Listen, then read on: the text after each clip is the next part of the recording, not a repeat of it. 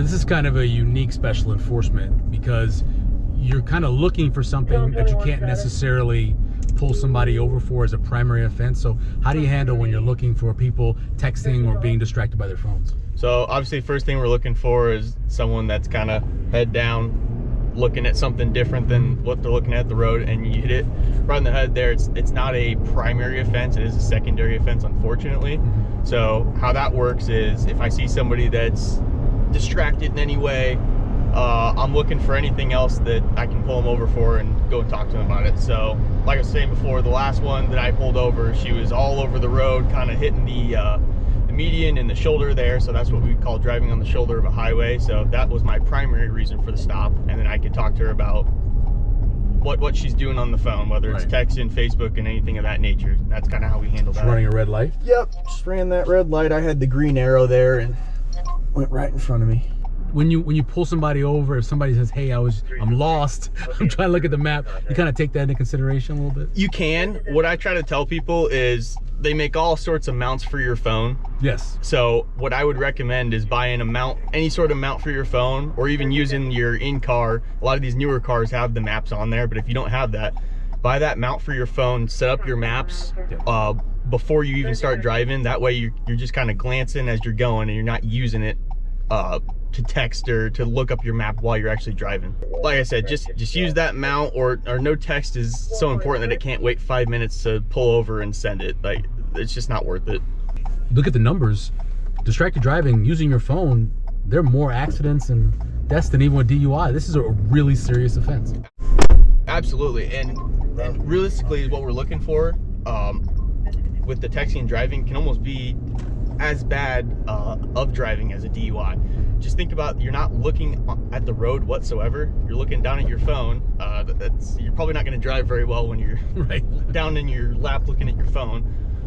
You can't see what's ahead of you. There could be a person walking across the street. There could be another car that stops suddenly that you don't see.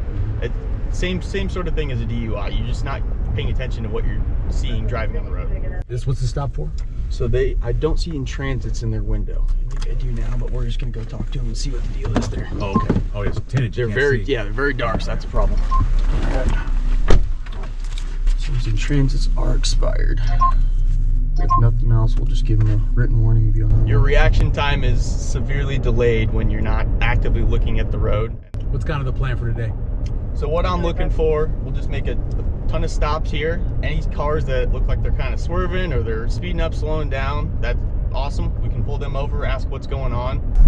Black Nissan sedan coming up the hill now. Black Nissan sedan 55 at 277.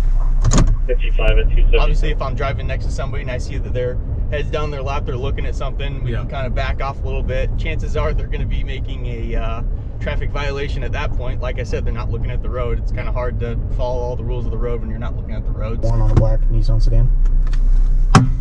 1727. What was that in the 35? 55. 55. As a learning tool, if we're pulled over with our emergency lights on and you can't get over, just slow down. Don't just continue at your normal pace and blow right past us, because that's extremely dangerous. Because you're on Highway 370 here, you're exposed out in the road. Yep. So it's hard to see us, but like we have our car kind of in the roadway here. It's hard to see us behind that. So just slow down like 15 to 20 miles less than what you normally would, or better yet, if you can get over, just get over. It makes it safer for all of us. In 2000, nearly 4,000 drivers were involved in distracted driving crashes in Nebraska. In that same year, 233 people lost their lives in traffic crashes in the state, with 19 due to distracted driving. The UTEX You Drive, You Pay special enforcement ran from April 10th through the 16th.